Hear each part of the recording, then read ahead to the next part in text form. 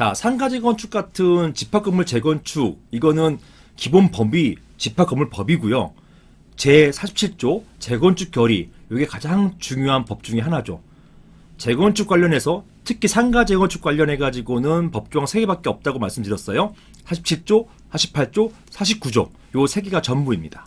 그 중에서 이 재건축 결의 관련된 조항이 47조인데 제1항에 건물이 노후화되거나 수리 복구비가 많이 들거나 또는 가치가 상승될 수가 있을 때 그런 경우에 재건축할 수가 있고, 이 재건축 결의는 이렇게 보시는 것처럼 관련 집회를 통해서 결의한다, 이렇게 규정되어 있어요. 제가 관련된 조항은 제 동영상이 많이 있어가지고 일단 간략하게 넘어가겠습니다. 제가 47조 1항, 2항 등등의 각 규정에 대한 설명은 제가 다른 영상들을 통해서 많이 설명을 드렸었어요. 그리고 여기에서는 중요한 것은 뭐냐, 47조 1항의 재건축 결의는 관련 집회의 결의를 통해서 할 수 있다고 돼 있고, 이것을 소유자님들은 그대로 믿고 여기에 따라서 집회를 한 거예요. 이 당시만 하더라도 이것 말고 서면 결의로 이걸 통과시킬 수 있는지에 대해서 판례가 없었어요. 저 역시 이 판례가 나오기 전까지는 가능할 거다라고 하는, 그래서 가자라고 하는, 리스크를 안고 가자, 고 합시다, 이렇게 말씀드렸던 사안이 대부분이었습니다. 그러다가 제가 판례를 만든 거였죠. 어떤 처음에 판례 만들 때는 다 리스크는 안고 가야 됩니다. 지금은 제가 얼마 전에 거의 모자이크의 마지막을 채우듯이 최종적인 판결을 받아냈어요.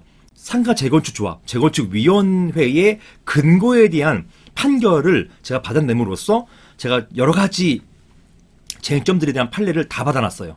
그렇기 때문에 이제 앞으로는 크게 문제될 부분들은 이제 앞으로는 다 근거가 있기 때문에, 백데이터가 있기 때문에 문제될 부분은 없지만, 당시에 옛날에는 이게 관련 집회 결의를 반드시 거쳐야 되는 것이냐, 서면 결의는 안 되는 것이냐, 여기에 대해서 의문이 있었단 말입니다. 자, 이런 결의, 관련 집회의 결의는 구분 소유자의 5분의 4, 80% 이상, 그리고 미시입니다. 그리고 의결권의 5분의 4 이상이 필요하다라는 것이 제47조 2항에 나와 있는 규정이고요. 자, 47조 위에 올라가 보시면 이렇게 되어 있어요. 제41조 서면에 의한 결의입니다. 즉, 이 뭐예요? 집합건물법. 집합건물법에 따라서 관련 집회에서 결의할 것으로 정한 사항에 대해서 구분 소유자의 4분의 3, 75%죠. 및 의결권 4분의 3 이상이 서면 또는 전자적 방법, 또는 서면과 전자적 방법 섞어가지고 합의하면 관련 집회에서 결의한 것으로 본다. 즉, 관련 집회 결의를 대신할 수 있다고 본 것이에요. 서면 결의가 가능하다는 것입니다. 서면 결의하면 관련 집회 결의한 것처럼 봐준다는 것이에요. 그래서 아까 47조에 관련 집회 결의를 하도록 해놓은 것을 서면 결의로서 대신할 수 있는 것인가, 이게 문제가 됐었어요. 쟁점이 됐었고, 그 전까지는 판례가 없었기 때문에 퀘스천이었어요. 이래도 되나? 총회 열어야 되는 거 아니야?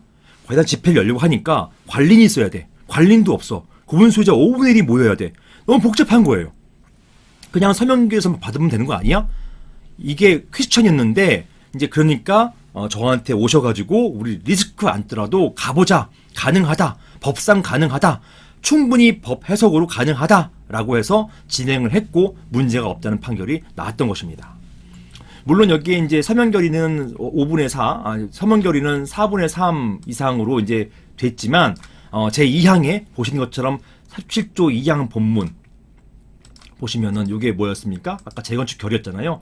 재건축 결의 요 2항 본문 요 80% 요 경우 재건축 결의할 때는 이때는 여전히 80% 이상이에요.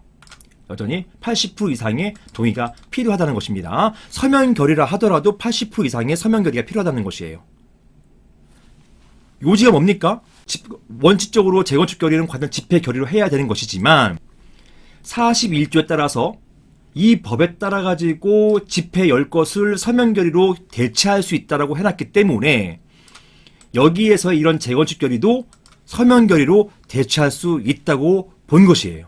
그리고 그런 규정을 아예 둬버렸어요.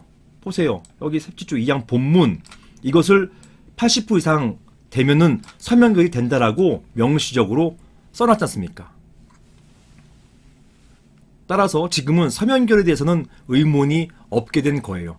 이게요. 신설이 23년도 3월 28일이기 때문에 그 이전에는 이런 조항 자체가 없었습니다. 없었고 그렇기 때문에 여기에 대한 퀘스천이 많았던 것이에요. 근데 이미 이 이전에 제가 판례로 서명결이 문제 없다 이렇게 받아놨던 사안입니다. 이 조항만 신설됐기 때문에 신설된 조항으로 제가 올려놨을 뿐이에요. 옛날에는 이런 조항 자체가 아예 없었습니다.